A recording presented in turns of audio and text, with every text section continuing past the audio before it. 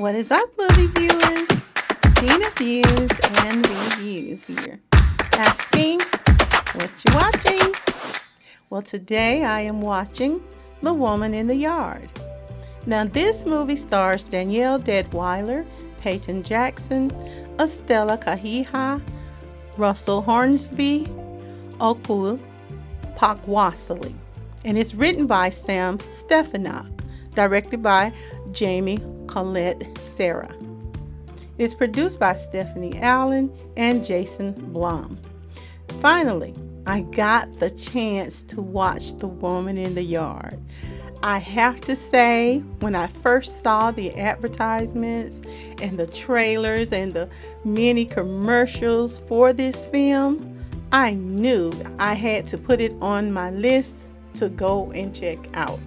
It was immediately a gotta see for me because it appeared to be one of those old-fashioned kind of scary movies, or perhaps a psychological, mysterious, suspenseful, dramatic, and spooky thriller that is sure to send chills down your spine, or at least cause the hairs on the back of your neck to stand up. All of this is what I thought I would be getting from watching this movie. So it's safe to say my expectations were quite high for this movie, and I was anticipating to be scared. So I went about the business of getting the movie room ready. I made it nice and dark. I had popcorn and beverages in hand, and of course I got my hubby nestled closely beside me just in case I need to grab onto his arm if it becomes a little bit too intense.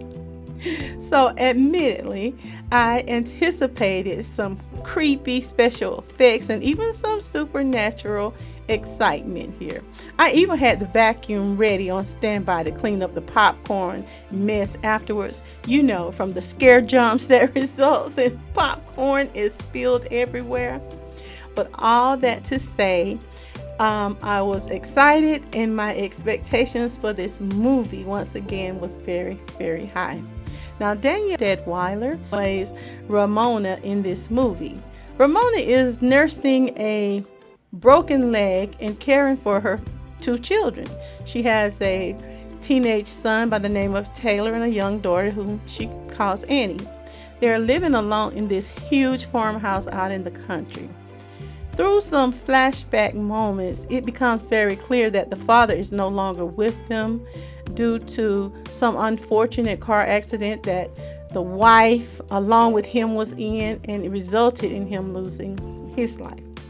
Now, Ramona appears to be watching a video when it comes on, and she's watching her late husband on her cell phone, and she is constantly throughout the movie reminiscing about him and her in a particular memorable encounter. Now, it opens with it being seemingly just a normal day, and she turns over to get out of the bed. She grabs her crutches and asks for strength out loud. It's something that we hear or may do ourselves a lot. She has a broken leg once again as a result of this car accident. Now, she makes it down a ton of stairs, it seems, and begins going about their daily lives, when all of a sudden a mysterious figure is noticed sitting out in the front yard. It appears to be a woman dressed in all black, and she's sitting in a chair. She is veiled in black and does not respond to any of the questions or commands from the residents of the house. It is quite weird, it's unsettling and frightening at the same time how she is just sitting there, not responding, and even seeming to get closer to the house. Especially since conveniently now there is no way for them to call 911 because the power is out and the car is damaged, and it's preventing them from leaving or even calling for assistance. But just seeing a lady sitting out in the yard facing the house and not responding to questions or commands, it is a bit unsettling to say the least. And when the chained dog out front just seemingly disappears, it is undoubtedly fear-provoking. Now, the family began to speculate as to whom this person could be, and they assume that perhaps it is one of the elderly people from the local old folks home who may be disoriented and has wandered off. Eventually, it is clear that the family is startled, and there are a lot of weird supernatural things that seem to be occurring within the home as well. Now, I gave this movie a 2 stars out of 5. I debated giving it a 1.5 star, but I felt the build up to this movie was just done so well, and all of the elements needed were well placed to have one amazing movie as far as being spooky or scary. I felt like it was all there, and it was dramatic. So I wanted it to be something that it was not. Because when I was watching this movie, I just found myself asking, what? I mean, all of the eerie moments and supernatural effects are clearly there. However, it kind of gets lost in translation somewhere along the way. It pulls you in, and it starts out very strong, and you're waiting for this terrifying climax to occur, but it seems that nothing truly happens. I mean, I felt like I was out of the loop or something. Did I miss something? I just felt like I was left out in left field somewhere. I was literally saying, what the helly?